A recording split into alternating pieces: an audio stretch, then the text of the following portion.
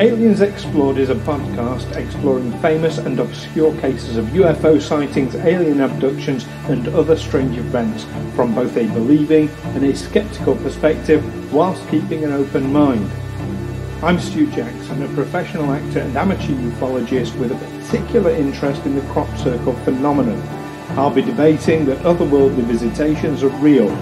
The truth is out there. And I'm Neil Kelly. I'm a professional actor as well and used to work for the military as an intelligence analyst. I'll be arguing from a more doubtful point of view. I mean, it's all a bit far-fetched, isn't it? Most of us are familiar with the theory of evolution, whether we accept it as scientific fact or not, of how we evolved from fish to ape to primitive human prototype to the advanced Homo Sapiens we are today. But how did those changes come about, completely replacing one species of creature with another? Was it a natural terrestrial process, or was some kind of otherworldly actor involved? Join us on this numerically significant episode 42 of Aliens Explored to find out if we really do have any clue about life, the universe, and everything. Welcome, listeners, to Aliens Explored, your weekly podcast where we look into UFOs, UAPs, otherworldly things, and that sort of, I don't know, I've lost myself there. I lost my train of thought.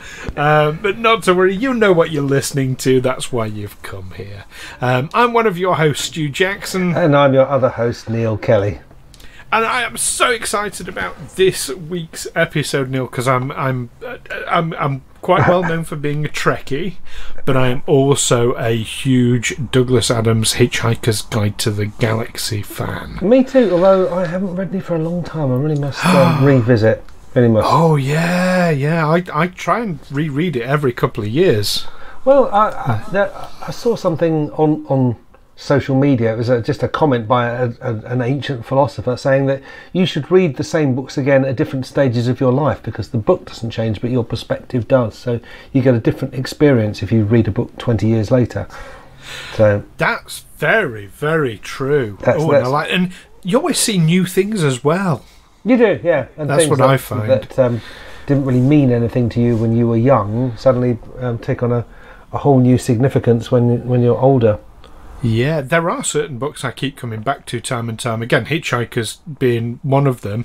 Weave World by Clive Barker is my holiday book. Whenever I go on holiday, sat on a beach, that's what I read. Okay. Which is very strange. And of course the collected works of Terry Pratchett. Big fan. But it is, so for episode 40, I gotta say, I mean, this is quite like almost a milestone. We're 10 episodes away from 52. Well, we did release the first 3 episodes together, so I suppose episode 55 would be our year one. But we're not far away. My goodness, this is getting there. We ought to do something special for our 1 year anniversary. We'll have a think about that. We should, yes. Yeah. But we're talking today. It's one of the things that Douglas Adams.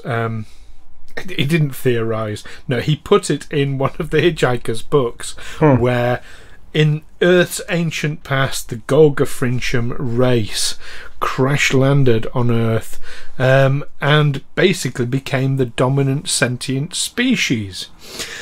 So we're theorising today, or we're looking into the theory that actually humanity is not from this planet originally. We are actually from another planet that has been seeded here or transferred here, or whatever you want to put it, which is actually, it's a recognised theory. It's a recognised, potential origin of mankind.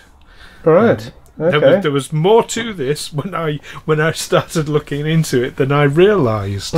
Because I mean, the standard theory of evolution, which shows, the mankind evolving from a fish to crawling out onto the land to becoming some kind of ape to becoming Homo erectus or a Neanderthal, and then eventually becoming Homo sapien.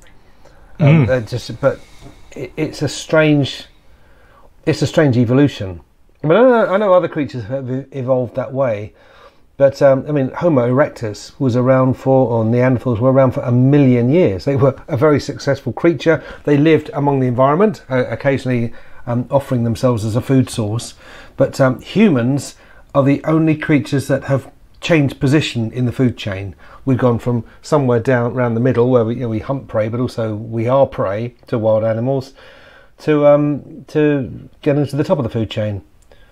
Apex predator. Although sometimes when I go swimming in the sea on holidays, I realise, and your foot brushes something, or or you think you see something in that last wave, and you think, yeah, I'm not top of the food chain here.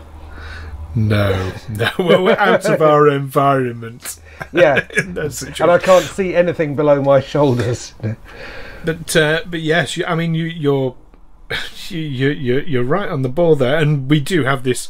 Obviously, the famous image, the evolution of man. Starting out with the monkey, and then becoming more and more erect as he walks along.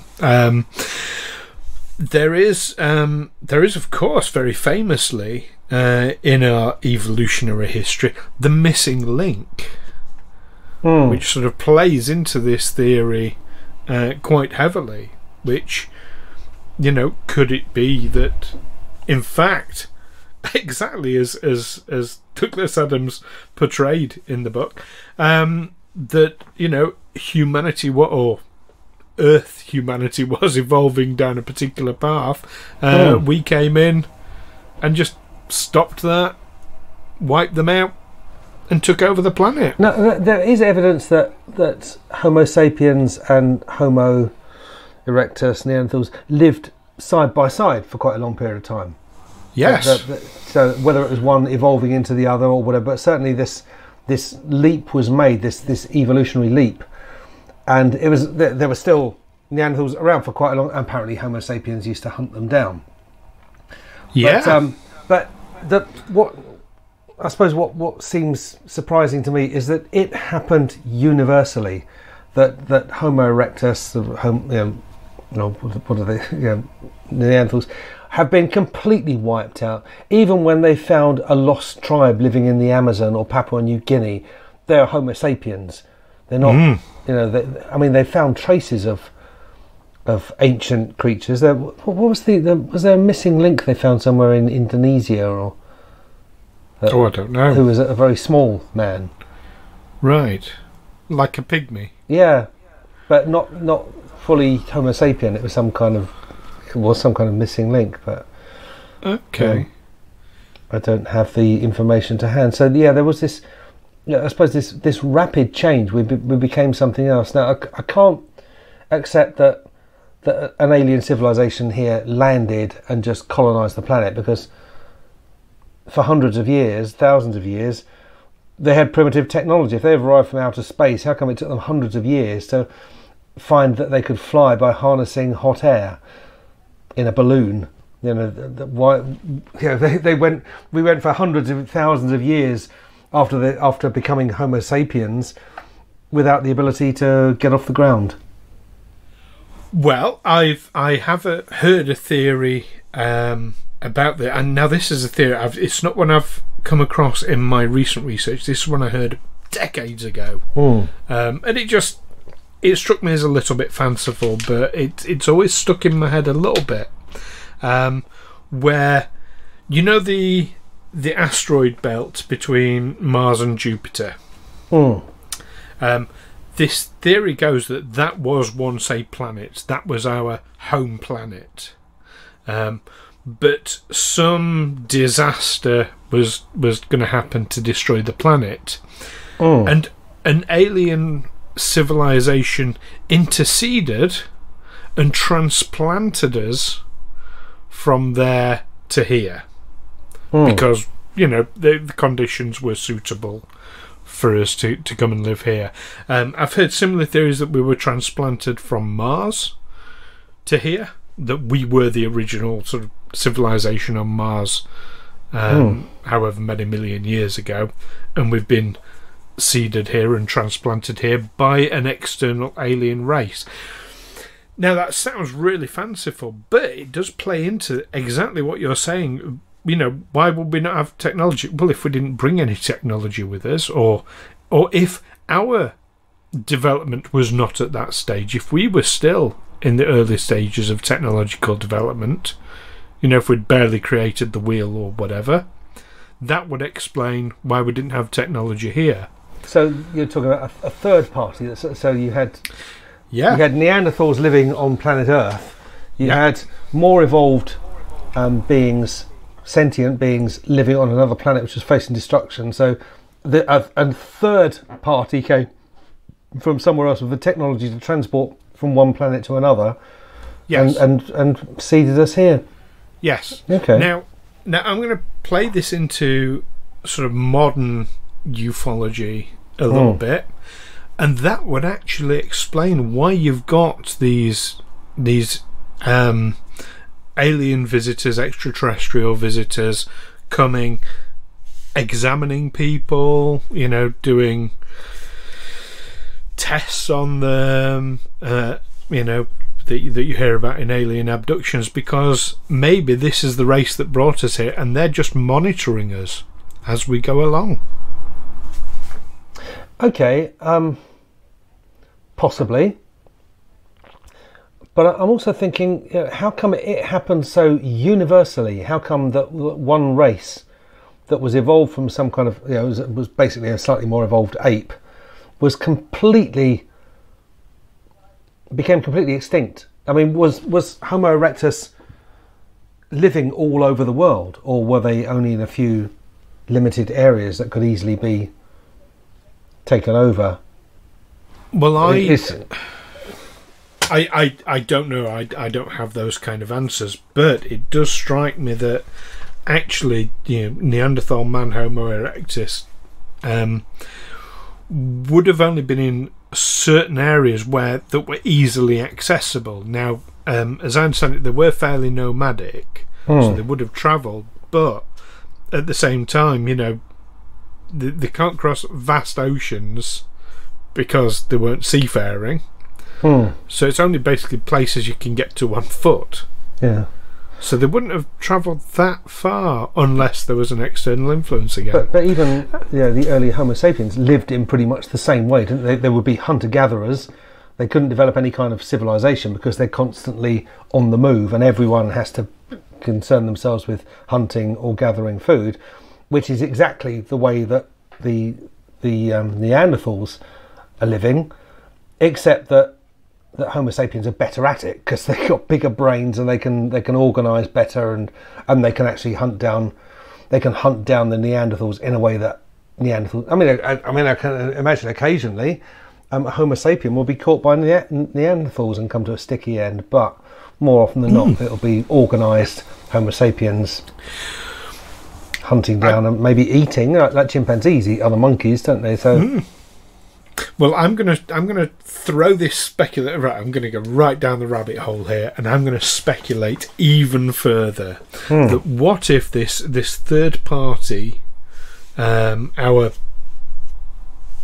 aliens who potentially brought us here, what if they knew that the Neanderthals were in fact a doomed species? What if they were an evolutionary dead end?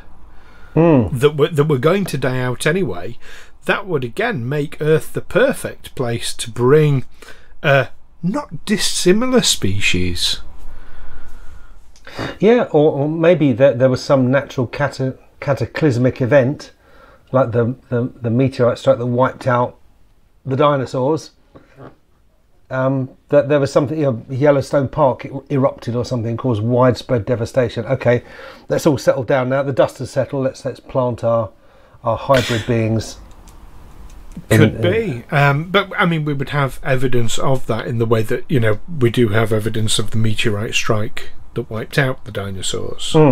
We would have evidence of that today, but maybe I don't know. Maybe there was just some genetic defect in Neanderthals that they were going to die out in 1,000 years, or 2,000, or 10,000, or whatever, and that these aliens were aware of that. And then they lasted 1,000,000 years, didn't they? But I suppose the thing I'm struggling to get over is, for instance, the experience of being invaded by aliens is something the Native Americans have had, the native Aboriginals of the Aboriginal peoples of Australasia.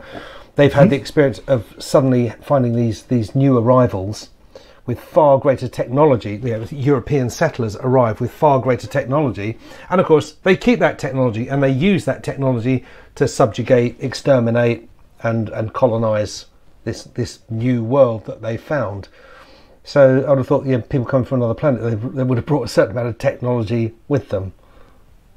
Well, unless all they did was come here and abduct a few Neanderthals and implant them with a seed, make them pregnant. Maybe that's where the Immaculate Conception comes from. Apologies if anyone thinks I'm blaspheming. Immaculate Conception is basically being abducted by aliens. You've had this thing implanted into you, and what you give birth to is a more advanced being than yourself. Now you're getting into another area of this theory that we are an alien species ourselves. But I mean, you mentioned about the Native Americans.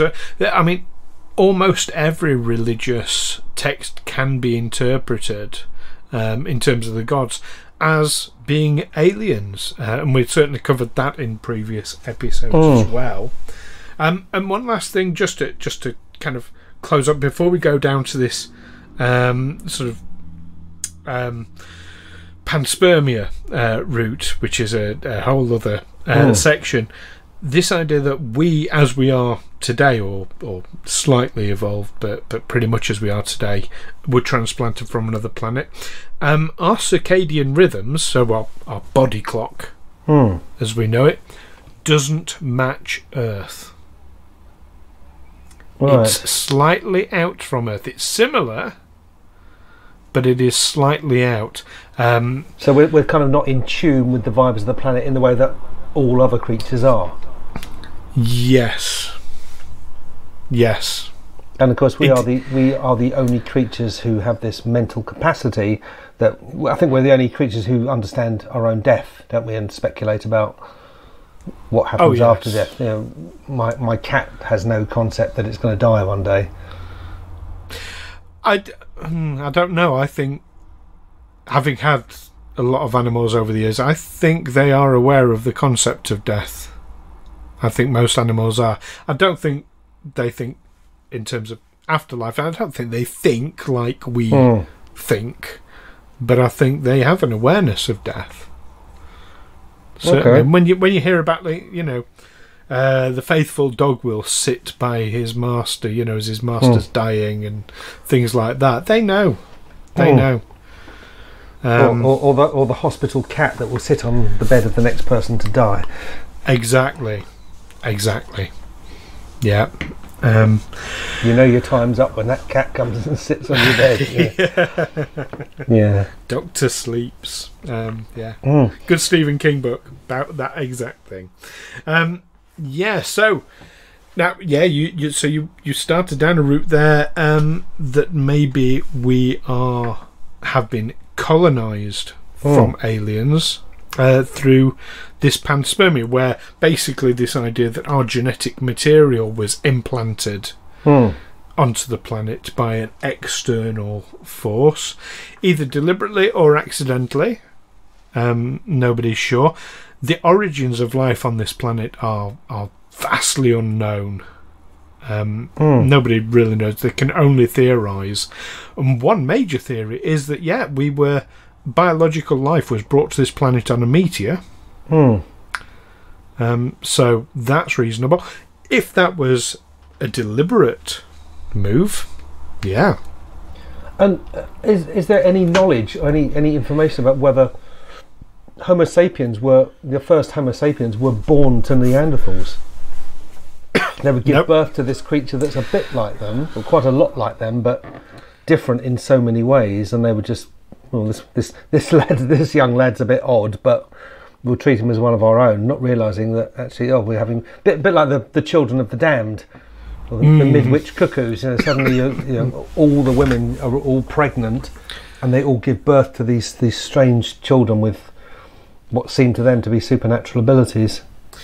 Well, No, because obviously there's no records from that time. No, so we don't even know. No accurate records. I mean, all the stages of human evolution, right from being a fish, we don't know if a fish gave birth to something that could move out onto a fish, I suppose, give birth to a fish that actually had lungs that could survive for a short time out of the sea, and then that would in turn give birth eventually to something that could survive longer or permanently out of the sea and move on the land, and eventually become some kind of ape.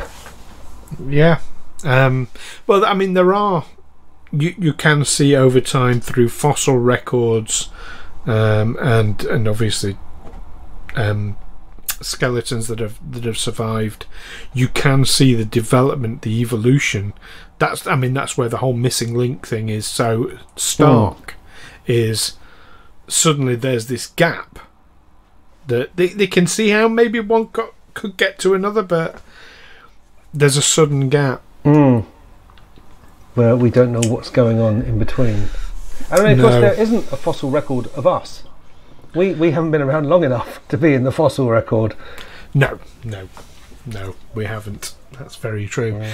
Which again kind of makes you wonder. But yeah, now an interesting thing I came upon about this panspermia idea. In 2015, this was discovered in space on a piece of meteorite that was I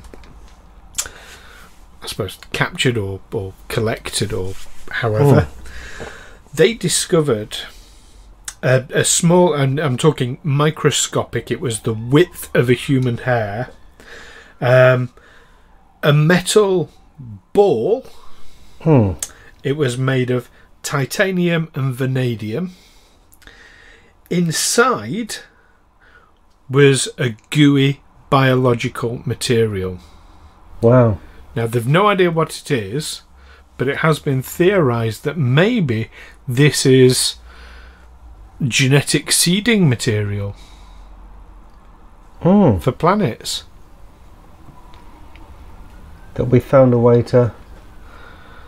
That some alien race has found a way of seeding their genetic material to other planets through this method. Well, I think American listeners will know what this is more than British listeners. There's something called. Have you heard of sea monkeys? Yes. They're little things you give to kids, and they're basically shrimps, but they come freeze dried. In the UK, they could. We call them brine shrimps. Brine shrimp. And they're sold as live fish food. Yeah, but you get them freeze dried. And you get them into water, and they eventually come to life. Yeah, you'd send off it. Right, so I'm going back a long time. You'll remember this. In the back of comic books, you would have send us $1 for your free packet of sea monkeys. It was in the back of American comic books, and it was sent to this. I think, well, no, you can't order things. Certainly, me growing up in the 1960s, you can't order things from America very easily, even if it's a packet of sea monkeys. But it was always next to an advert for X-ray specs.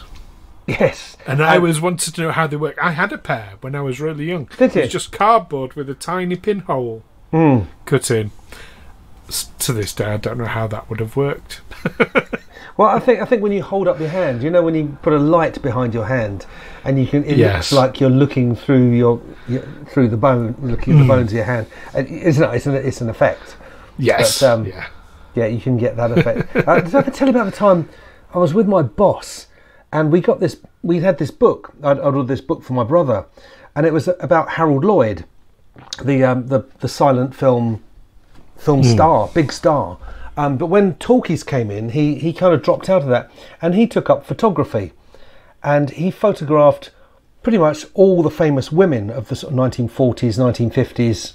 I think even to the 60s. So there's all these pictures of people like Jane Russell, Marilyn Monroe, and he took 3D photos. Well, my boss and I, we went next door to our offices. We went into the British Legion, where we were allowed to have lunch, and we were sat there having our lunch and looking at this book with the Harold Lloyd X-ray specs. Oh, not the X-ray, the 3D specs. 3D glasses. 3D glasses, but they were sort of shaped like Harold Lloyd glasses. And my boss was just looking at the book, and suddenly this woman, this catering woman, came storming over, furious, and accused us of trying to see through her clothes with X-ray specs. It's the most bizarre thing I've ever been accused of. But X-ray specs aren't a thing. It's just but she believed that it was a thing, and that's what we were doing. We were eyeing her up. Oh, crikey! I mean, I'm going to guess she knew you, obviously. Well, she didn't know us very well. Well, yeah, I suppose she knew us well enough to know that kind of antic was well within our teasing. Grasp. But going back to your brine shrimp, the freeze-dried thing, yes, and it has been shown that they've subjected DNA material to extremely high temperatures and vacuum of space and extremely cold, and yeah, DNA does survive such things, so it's not beyond the realms of possibility. But could it? I mean, wouldn't it have to land in some sort of primordial soup, or have to find a living being to attach itself to once it? That's a very good question, and I absolutely don't know. I don't know. I mean, if you were to, the theory goes that we all developed basically from algae. So if you were to just fire algae, simple single-celled organism, onto a different planet, would it, over millions and millions of years, would it evolve into a life form? But a different one from... Because evolution's shaped by your environment, isn't it? So yeah, and if you had the power to send it back in time as well, so that it doesn't just land on a faraway planet, it lands on a faraway planet millions of years ago, so you can actually see the effect almost immediately that there's... Gosh, yeah. Now there's a fascinating idea. If we could fire our genetic material millions of years into the past on Jupiter, would it be that we're about to meet our interstellar brothers? Or one of the moons of Jupiter. I mean, I know a lot of science fiction writers like Kurt Vonnegut and Philip K. Dick. They seem to like Ganymede a lot as a potentially habitable planet, or it's a moon, rather than a large gas ball like Jupiter itself. Yeah, oh yes. I'm saying Jupiter as one of Jupiter's moons. Yeah. But, also, I mean, been looking at I'm looking on Wikipedia, and there's a picture of these petroglyphs from Val Camonica in Italy. These basically cave etchings, I suppose, which seem to show space. They seem to show astronauts. They show sort of human-shaped figures with a sort of bubble over their heads, like a sort of 1950s astronaut. And one of them seems to be hovering above the ground. Yeah. So, and we have posited the idea that if we did come from an extraterrestrial source, then the extraterrestrials ourselves, maybe we retain some kind of contact with them.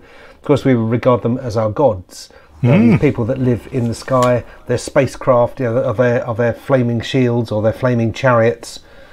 That's how we've gone into this before. But also, I was thinking about sending things back in time.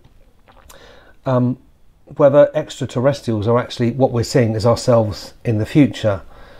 Now, Stephen Hawking said, and I don't know much about what Stephen Hawking said because a lot of it goes over my head, but what he said is that a time machine to travel back in time is possible, it's perfectly possible, and for all sorts of reasons that he understands that I don't, you couldn't go back beyond the time when your time machine existed.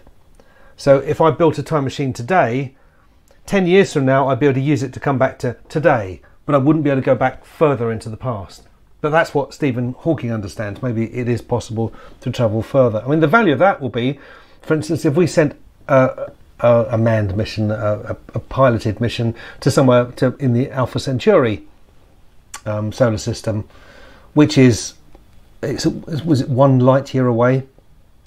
And they stayed there for a few months, and then they could travel at the speed of light and get there in a year, and then stay there for a little while, and then come back again another year at the speed of light. When they came back to Earth, far more than 2 and a bit years would have elapsed. They would find themselves way into the future, because that's how time works at the speed of light. So what you need is a time machine. So as you're coming back, you go back in time to some time quite close to when you left. Yeah. So that So you don't get back to find out that the apes have taken over and blown it up. Yeah, or that that you come back to find that all the people who sent you off are dead, and their great grandchildren are now living, and they've got no record of you. You're just suddenly an alien arrival. Yeah. But if a time machine could go back further, or if it, maybe it is ourselves that we're seeing. Stephen Hawking, obviously I've got all the respect in the world for the stuff he's, but he often changed his views and his theories on time travel. I know he posited, for example, that time travel via mini black holes would be impossible for various reasons. But then in 2005, I think it was, he completely changed his mind. He said, "Oh, actually, no, it would be possible via black holes because of reasons." I'm not going to go. I'm not even going to attempt to go for, but he completely did a U-turn. So, I mean, the fact he said at some point, "Oh, it would only be possible within the existence of the time travel machine." It might have changed his mind. Yeah. Just because he said it doesn't make it true. He does know an awful lot more than I did. Well, he did know an awful lot more than I did. The fact that he's willing to alter his views in the light of new evidence or new discoveries, well, that's a sign of intelligence, isn't it? And that's what science is all about. Really you don't just stick, you discover something and stick dogmatically to it, in the face of any evidence that disproves it. Absolutely. But there we go. So we've come to our usual place in the show where we summarise then. So, Neil, have we convinced you that we're the aliens all along? I mean, it's like a Shyamalan twist, isn't it? Yeah. We were the aliens all along. Yeah. Was Scooby-Doo, it was always us. Yeah, it's one of those things that's shrouded in mystery. We don't fully understand where we came from. We have some idea that we are evolved from an earlier version of ourselves, but we don't quite know how that transition happened, and whether there was some external force acting on us, that some additional hand from outer space coming in. We'll take these fairly primitive people and who have lived for 1 million years at peace and in harmony with their environment, and we'll turn them into these much more intelligent creatures who will fuck up the whole planet within a few generations. You never know. I mean, certainly I see a lot of credence in this theory.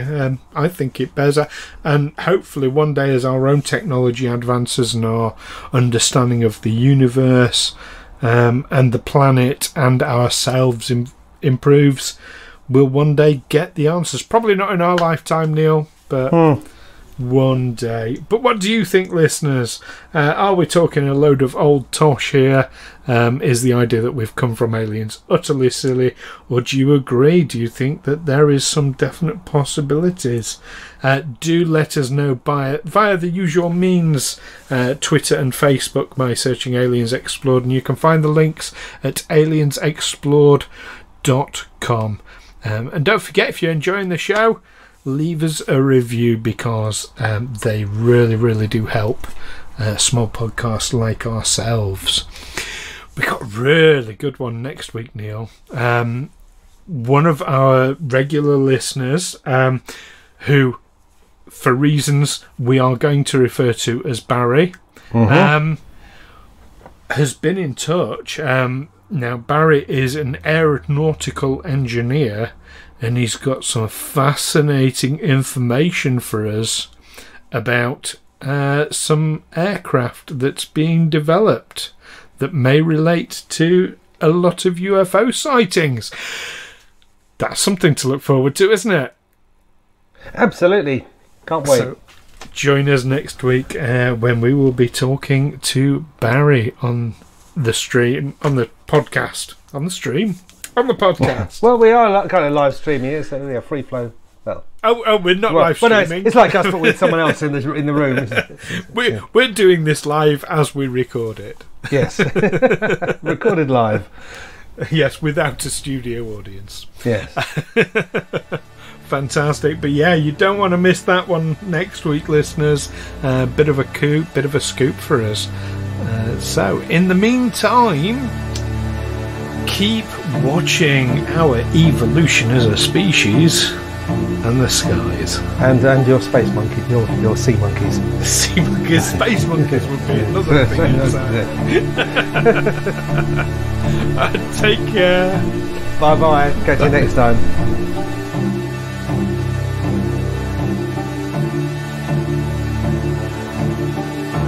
Aliens Explored is a Fecal Films production in association with Juicy Falls. Music by Darren Mafucci and editing by Stu Jackson. Find us on Twitter or Facebook by searching Aliens Explored, or visit us on aliensexplored.com.